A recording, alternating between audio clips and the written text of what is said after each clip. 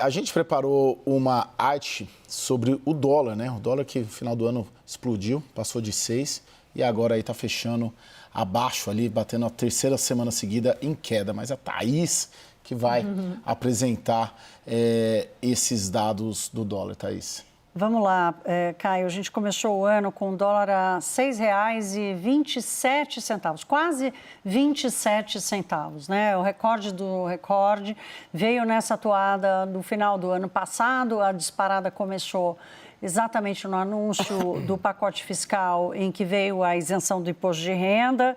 Coincidiu também com uma forte aversão ao risco lá fora, nos Estados Unidos, então uma dupla valorização do dólar, tanto lá fora frente a outras moedas, quanto aqui, causado por nós, né?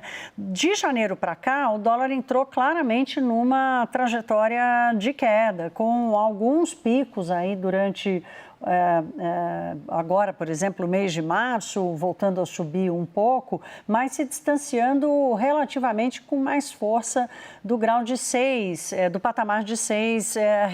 Então, aqui tem uma trajetória importante. Uma das motivações para essa queda, além de ter acontecido uma descompressão do dólar frente a outras moedas, quer dizer, a expectativa era que o dólar fosse se valorizar diante da política econômica de Trump. Não aconteceu isso, o dólar está se desvalorizando lá fora, então o Brasil pega essa carona dessa desvalorização lá fora e aqui também a percepção de risco diminui, mas principalmente a próxima tela que a gente vai ver é o que está acontecendo com a volta do investidor estrangeiro ao Brasil. No ano passado, houve uma retirada de mais de 24 bilhões de reais na Bolsa de Valores brasileira e só agora, em 2025, até o dia 17 de março, quase 14 bilhões de reais já voltaram. Então, há um fluxo forte do investidor vindo para cá. É o hot money, o dinheiro quente. Nós estamos com uma rentabilidade como nenhum outro lugar, com a taxa de juros que temos aqui, a Bolsa brasileira bastante atrativa. Agora, ainda temos um bom caminho de recuperação aí, 2023, a entrada de quase 45 bilhões de reais. Se a gente for dar uma olhada nos movimentos mais recentes, pode passar a próxima tela, dessas entradas, a gente teve dias aqui absolutamente impressionantes, como esse 15, 16 de janeiro, em que entraram mais de 6 bilhões de reais de dólares de fluxo na Bolsa, quase 3 bilhões ainda em janeiro, 2 bilhões e meio também em janeiro, e agora em março nós estamos registrando aí praticamente todos os dias de entrada, sendo que esses destaques aí, um dia de fevereiro, na verdade, e esses destaques com entrada forte também nesse começo de ano, que explica a queda da moeda americana. Caio. Professora, a Thaís já pincelou aqui as causas ali, as motivações, né? De uma maneira geral, eu queria pegar a sua percepção, principalmente esse cenário externo e interno, né? O cenário interno, em dezembro, ventilava-se ali uma grande insegurança mundial, que de fato existe com a política tarifária do Trump, que a gente está vendo está em curso, e no ambiente interno também uma incerteza muito grande com o fiscal, mas a Thaís mostrou uma atração de investimentos. O que aconteceu? O que a gente acabou observando é o seguinte, a gente tem um ajuste, né, Caio? Porque quando a gente pensa sempre nessa relação entre entrada e saída de investimento estrangeiro, a gente está falando, como a Thaís falou, do ROT, que é o investimento especulativo. Ele é um investimento mesmo de entrada e saída rápida, volátil.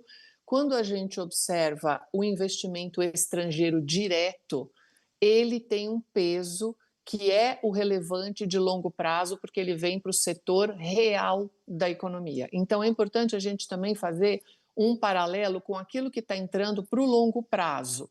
E no ano passado, a gente teve uma observação interessante. O investimento estrangeiro direto no ano passado foi de 71 bilhões de dólares. Ele teve quase 14% a mais em relação a 2023.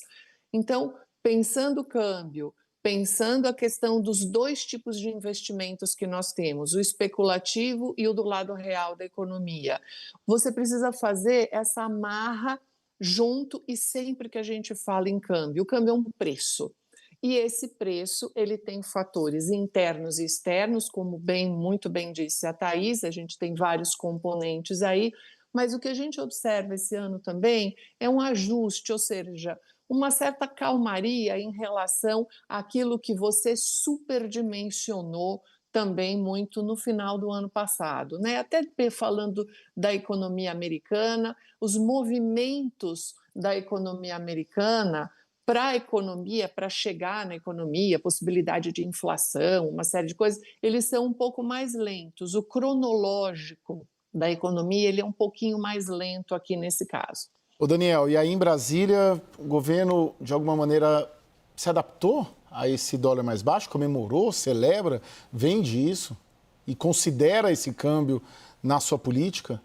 Então, acho que o ponto não é exatamente celebrar ou ver os impactos. Eu acho que tem uma interpretação que é um pouco nociva, mas é absolutamente real e que permeia quase todos os gabinetes na ala política do governo, que é resumidamente a seguinte, que quando o dólar saiu de um patamar ali de 5 e alguma coisa e foi para 6,30 em reação a um anúncio extremamente atrapalhado das medidas de contenção de despesas no fim de novembro do ano passado, que aquele foi um movimento especulativo, atribuído ao mercado, atribuído até de alguma forma a nós da imprensa, quase como se tivesse havido uma manipulação política na tentativa de derrubar a popularidade e desgastar o governo. E não fundamentado na economia e nas próprias medidas do governo na sua política fiscal.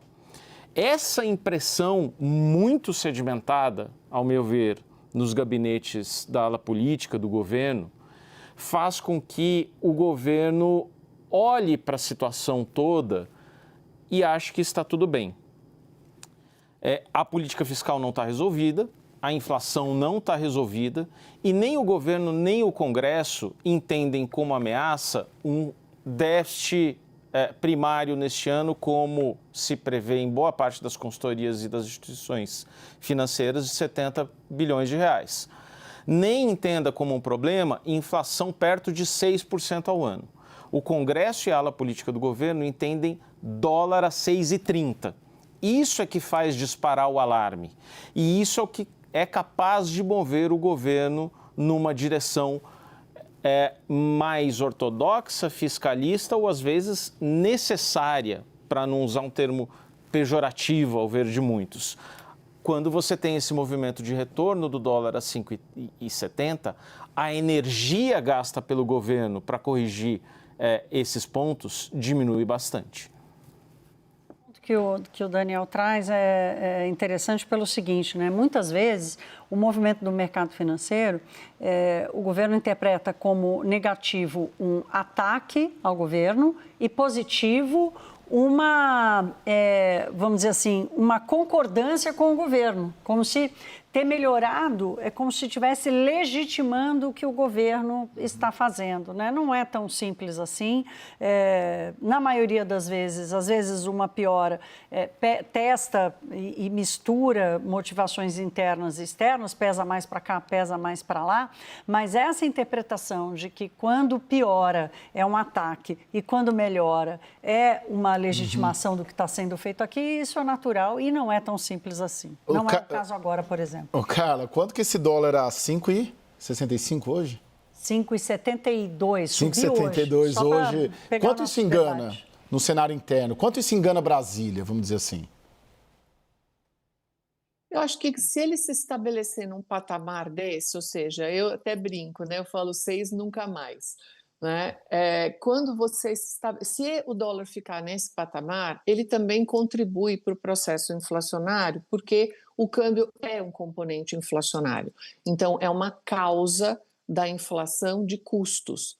Então, isso daí também acaba contribuindo muito. Então, nesse sentido, se você ficar no patamar de 5,70, por exemplo, você estabelece um outro patamar, inclusive de raciocínio. Então, esses movimentos de muito curto prazo, eles não têm essa causa que fica mais, digamos assim, sedimentada na economia. Ele precisa trocar de patamar. Então, se você teve lá atrás, a gente tinha um dólar a 5, e ele troca o patamar para 5,80, aí sim a gente passa a ter um outro raciocínio a 5,80.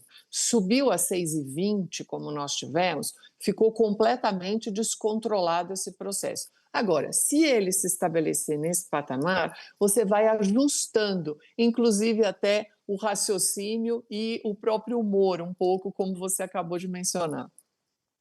Isso.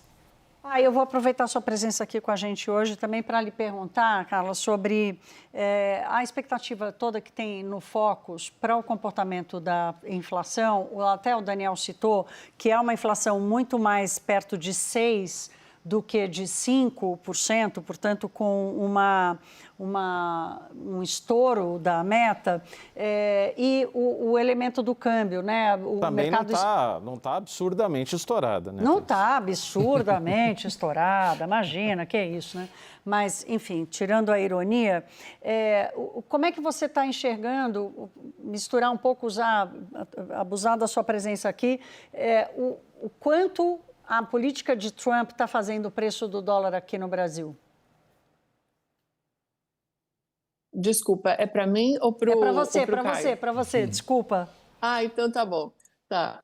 Não, a política do Trump, ela nesses primeiros meses, ela causa, digamos assim, Thaís, esse movimento de susto, né? Porque ele tem uma condução bem midiática, digamos assim, e ele faz as implementações e as formas que ele acaba operando, elas são fora do padrão diplomático e uma série de outras questões. Então, vai ser uma coisa meio comum, que eu acho que a gente vai ter que acabar tendo que aprender a conviver durante esse governo dele, com esses movimentos de anúncios muito espalhafatosos. Aí sim a gente pode ter um reflexo com relação ao câmbio e depois ele ajusta, que é um pouco do que a gente está vivendo agora.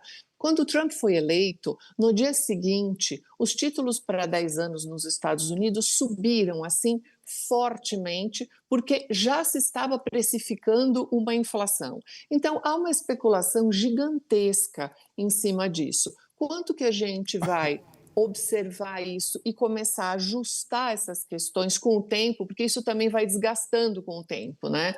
Isso daí tende a dar um certo ajuste. Então, essas políticas do Trump, elas ainda não têm um movimento que a gente conseguiu sentir, mesmo as tarifas, nada disso. Então, tem uma coisa do susto, aquela frase básica, né? Que sobe no boato e cai no fato. Então, a gente vai fazendo esse ajuste. Agora, se o dólar realmente continuar se depreciando, isso daí também é um movimento interessante. Esse era o objetivo do Trump, inclusive na eleição dele. Ele tinha esse paradoxo.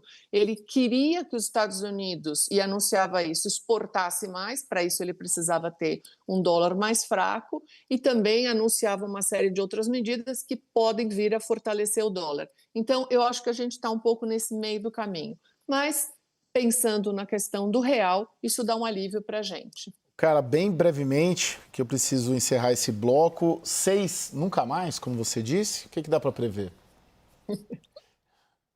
Não, olha, eu costumo dizer o seguinte, que a previsão do câmbio, quando você tem um agente econômico, que é o Banco Central, com 455 bilhões de dólares de reserva e pode fazer intervenção oficial no mercado de câmbio, os economistas costumam falhar miseravelmente nas previsões do câmbio.